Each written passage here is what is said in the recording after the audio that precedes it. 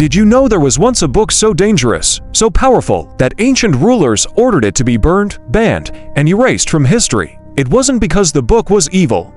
No, it was because it gave ordinary people something that rulers feared more than invading armies. It gave them knowledge. This book wasn't just a collection of pages, it was a revolution. It challenged kings, it threatened established religions, and it questioned the very fabric of reality itself. And the most incredible part, fragments of this forbidden knowledge still exist today, hidden away for centuries. But what was written inside these texts was once considered far too powerful for humanity to ever read. And when emperors tried to destroy it, their actions only made the book more dangerous. In the ancient world, you have to understand, books weren't just for entertainment, they were weapons. They were tools of immense power that defined gods, established laws, shaped power structures, and dictated what was considered truth. So, any text that dared to question the divine authority of a king, the sanctity of a royal bloodline, or the fundamental nature of reality was seen as a direct and existential threat to the entire system. Rulers didn't just ban these books, they launched campaigns of annihilation. They burned entire libraries to the ground, executed the scribes who wrote the words, and meticulously erased names from historical records, trying to pretend these thinkers never even existed. And among all the texts they targeted, one specific category terrified them above all others. Because this next group of books claimed something truly unthinkable. These banned books, these forbidden scrolls, made claims that could shatter civilizations.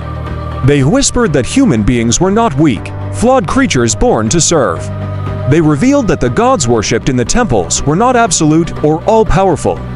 And they taught that reality itself was far more complex, more layered, than any ruler would ever admit. Texts we now know as the Gnostic Gospels, the Book of Enoch, and the lost Hermetic writings all shared a common, radical theme. They described humans as divine beings, capable of great power. They spoke of a secret knowledge, a gnosis, that could grant enlightenment directly to an individual. And they even suggested that some of the gods people prayed to were flawed, jealous, or outright false. To kings and high priests, this was catastrophic. It was the ultimate nightmare. Because if people stopped fearing the gods and stopped blindly obeying their rulers, the entire pyramid of power would collapse into dust. And that's when the largest book purge in history began. From the heart of the Roman Empire to the sands of Egypt, all the way to Imperial China, these forbidden books met the same violent fate. They were thrown into massive bonfires, their wisdom turning to ash and smoke. The authors, the thinkers, the scribes who dared to write them were hunted down and killed. And every last copy was pursued with relentless determination. The Great Library of Alexandria wasn't just a tragic accident, a simple fire. It was a target. It held knowledge that powerful figures did not want surviving into the next generation. Entire belief systems, entire schools of thought, vanished from the pages of history, seemingly forever. But something completely unexpected happened.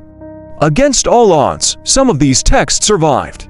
They were hidden away in remote desert caves, sealed in clay jars and buried beneath the sand, passed down in secret from one generation to the next, just waiting for the right moment to be found. And centuries later, they would resurface. In the year 1945, a pair of Egyptian farmers were digging in the desert near the town of Nag Hammadi when their tools struck something hard. It was a large, sealed earthenware jar. Curiosity got the better of them, and they broke it open. Inside, they found a collection of 13 ancient leather-bound books, codices that had been hidden for nearly 2,000 years. They had stumbled upon the Nag Hammadi library.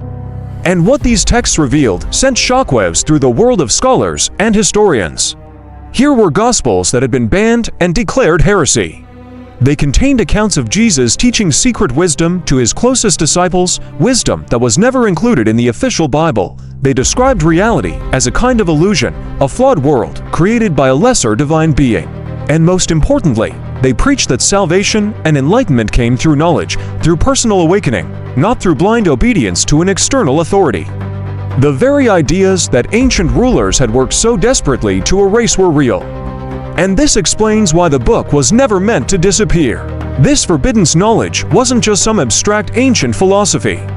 It was a warning that echoes through the centuries. It's a timeless reminder that power is always afraid of the truth. That systems of control are always afraid of individual awareness. And that a powerful idea, a piece of true knowledge, can outlive the mightiest of empires. Think about it. Every time a government or an institution tries to ban a book, to silence a voice, or to control the flow of information, history is just repeating itself. They're driven by the same fear that drove those ancient emperors. Because once an idea is released into the world, it can never truly be destroyed. It can be hidden, it can be suppressed, but it can't be unthought. But the most disturbing part of all this is what this book says about us. When you piece together these ancient, forbidden texts, they suggest something truly radical, something that changes how you see the world. They suggest that human beings were never meant to be controlled, to be herded like sheep. They tell us that knowledge, the pursuit of truth, was once considered sacred, the highest calling. And they reveal that the single greatest threat to any system of power is a population of awake and minds. That is why the ancient rulers feared this book. That is why they tried to burn it from existence. And it's why, if they were here today, they would still fear it. If you want to explore more Forbidden's history, uncover more lost knowledge, and learn the truths that ancient rulers tried so desperately to erase, make sure you subscribe now. Because the history you were taught in school isn't the whole story. The real story is what survived.